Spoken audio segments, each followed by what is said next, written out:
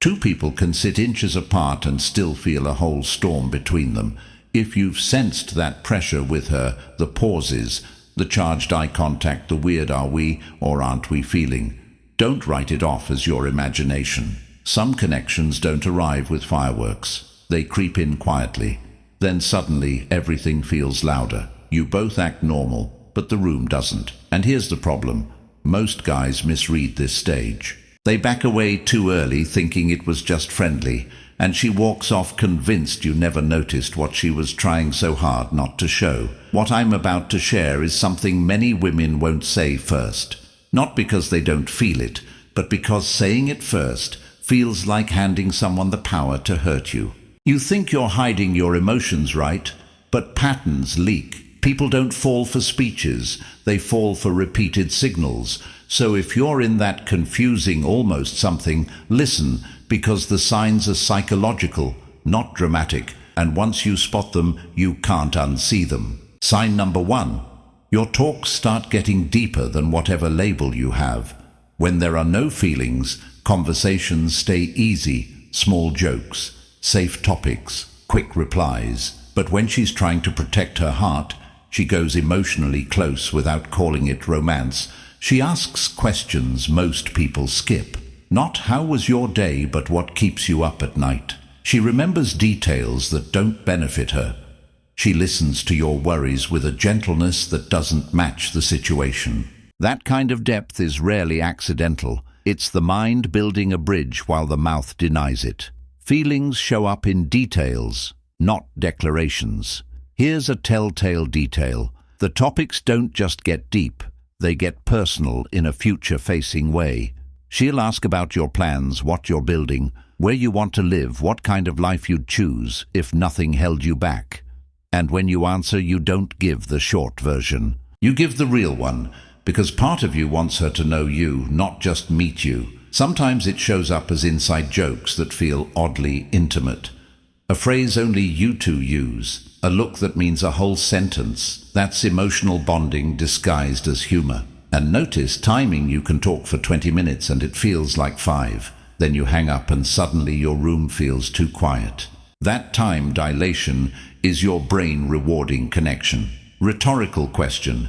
Would you be this open if you truly didn't care? And men reveal the same way. You open up around her without realizing you're doing it.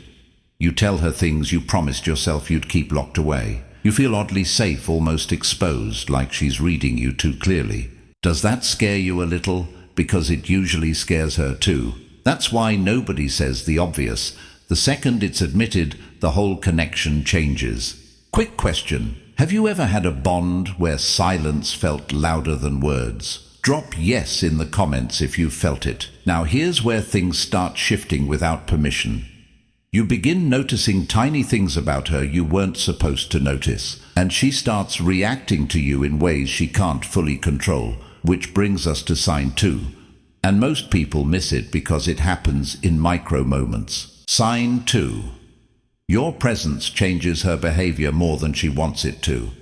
If she feels nothing, she's steady. Same tone, same energy, same comfort level. But if she's hiding something, she becomes slightly inconsistent. One day she's warm and bright, the next she's guarded, like she's trying to reset herself. That's not random mood. It's emotional self-defense. Her nervous system reacts first, and her logic races to catch up. Watch the body language when she thinks no one is watching. She adjusts her hair, fixes her sleeves, sits straighter. She pretends she's not aware of you while being intensely aware of you. Pay attention to what happens right after a good moment.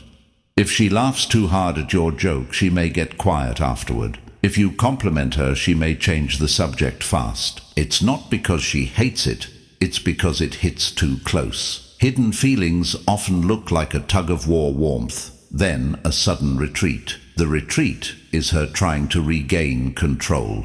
She may also overcorrect by acting extra casual around other people, as if she's proving she's unaffected. But the moment you two are alone again, her tone changes back, and when you catch that soft look in her eyes, she snaps away like she got caught holding something fragile. Here's the deeper layer. When feelings are hidden, People start mirroring without planning to.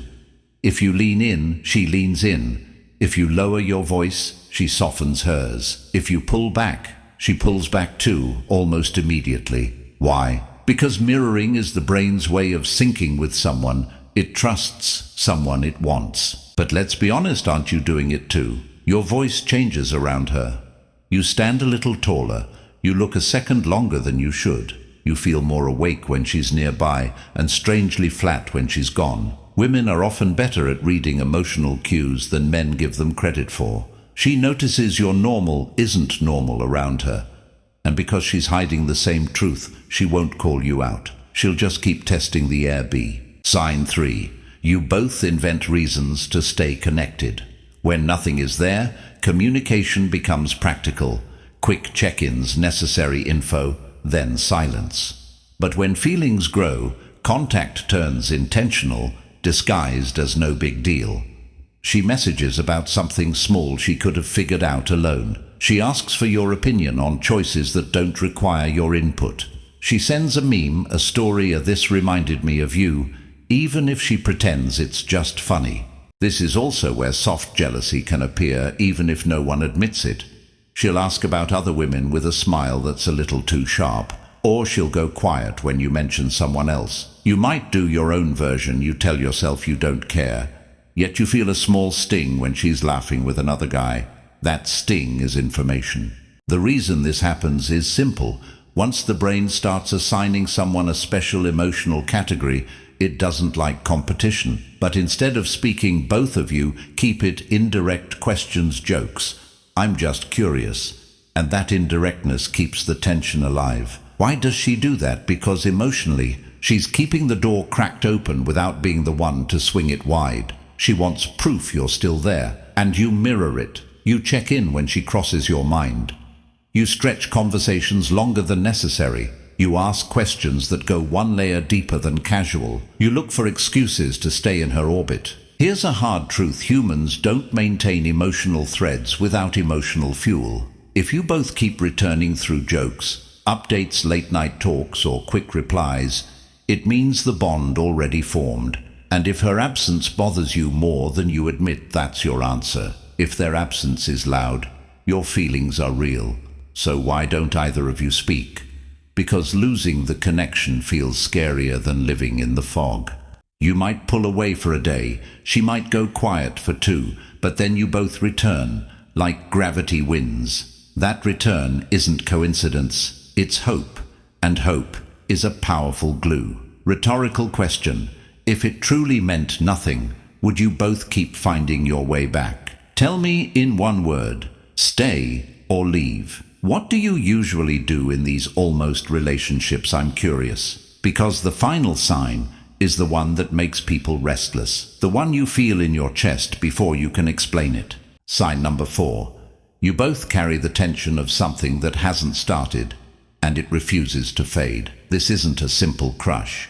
It's that rare emotional pressure between two people who care more than they're willing to confess. You notice it when conversations linger a beat too long, when goodbyes take extra seconds, when a smile from her hits you harder than it should. It's the mix of comfort and wanting, familiarity and hunger, closeness and distance at the same time. And here's what many guys miss: when she feels something but won't admit it, she becomes careful, yet she stays present. She remains near, but not too near. She looks, then looks away fast. She lets moments stretch just enough for you to feel them, then pulls back before anything happens. That isn't rejection, it's restraint.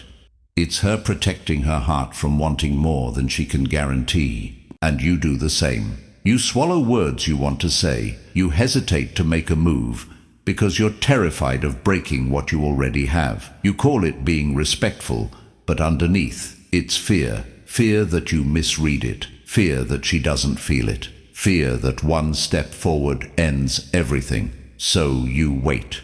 She waits, and the unspoken thing grows heavier. When you're together, the world feels sharper. When you're apart, something feels missing. You replay moments, edit your lines in your head, wonder what she meant by that pause. Here's what the limbo does to people. It makes you hyper-aware. You start analyzing punctuation, you reread texts, you notice how long it takes her to reply. You pretend you're chill, but you're running a whole investigation in your head. And she's likely doing the same. She'll check if you viewed her story. She'll notice when you like someone else's post. She'll act like none of it matters while it matters. This is why the tension can feel bigger than the relationship itself, because your minds are filling in what hasn't been said. So what do you do with this? You don't rush a confession like a movie scene. You create clarity with small, honest steps. Spend time one-on-one, be consistent, and say something simple like, "I like being around you, more than I expected." Not pressure, not drama. Just truth delivered calmly. Because the longer you both avoid it, the more your brains turn it into a myth. You start noticing her absence in places she never officially belonged, yet somehow occupied emotionally. That's why this isn't casual. It isn't random. It's two people trying to stay logical while their emotions have already tied a knot. And you already know the truth you won't say out loud. If either of you confessed, everything would shift instantly. That's why the silence matters. That's why the tension feels alive. Now I'll ask you something personal. Is there someone in your life where the connection feels unspoken but obvious? If so, tell me one thing you notice most: the eyes, the distance, or the timing. And if this hit you, tap like and subscribe. This is Stoic Mind Factory, where we talk about the psychology beneath the surface. Share this with a friend who's stuck in that almost space, because clarity can truly change a life.